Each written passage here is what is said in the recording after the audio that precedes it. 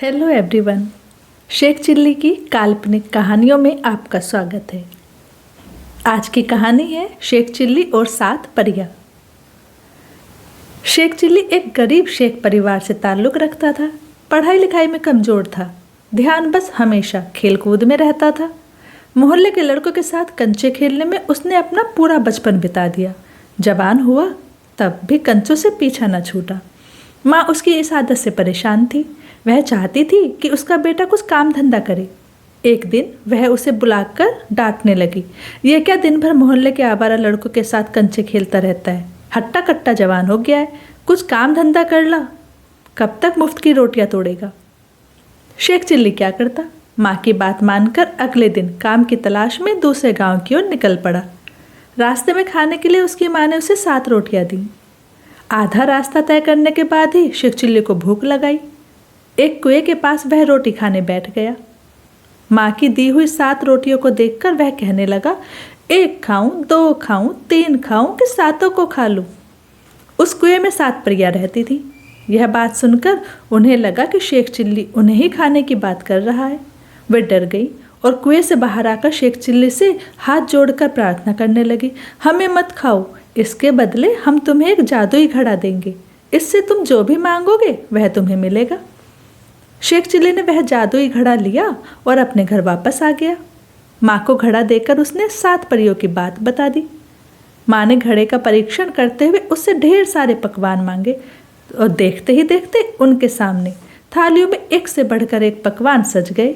दोनों ने उस रात छक कर खूब खाना खाया।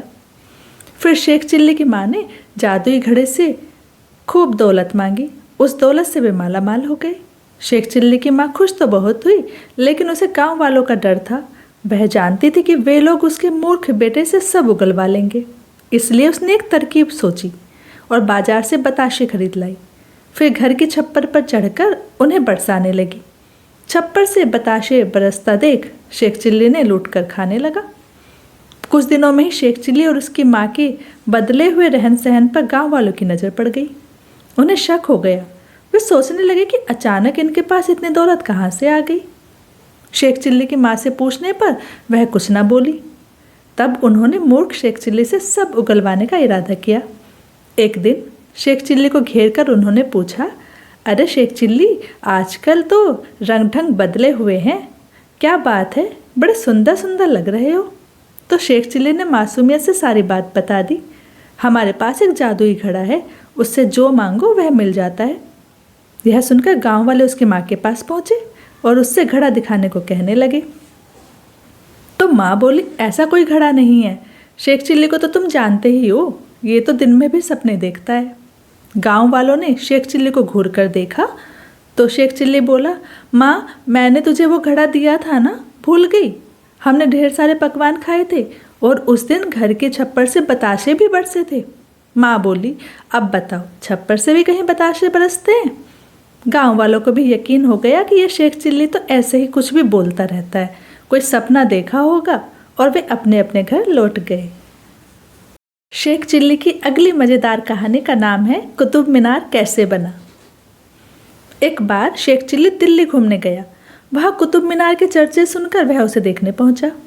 कुतुब मीनार के पास खड़े होकर वह उसका मुआयना कर ही रहा था कि उसके कानों में 2 आदमियों की बात पड़ी। दोनों आपस में बातें कर रहे थे। एक कह रहा था, वाह क्या शानदार मीनार है, इसकी लंबाई तो देखो, जरूर उस जमाने के लोग बहुत लंबे होते होंगे, तभी तो इतनी लंबी मीनार तैयार कर दी। दूसरे ने कहा, अरे बेवकूफ़, थोड़ा तो दिमाग लगाया कर। कुतुब मीनार को पहले लिटाकर बनाया गया है, फिर इसे सीधा खड़ा कर दिया गया है। पहले आदमी को यह बात जमी नहीं। वह बोला, ऐसा हो ही नहीं सकता। बस फिर क्या था, दोनों में बहस होने लगी। कोई एक दूसरे की बात मानने को राजी नहीं था। कुछ ही देर में उनकी बहस लड़ाई में बदल गई। शेख चिल्ली यह सब देख सुन रहा था। उसे उन दोनों की सोच पर बड़ा तरस आया।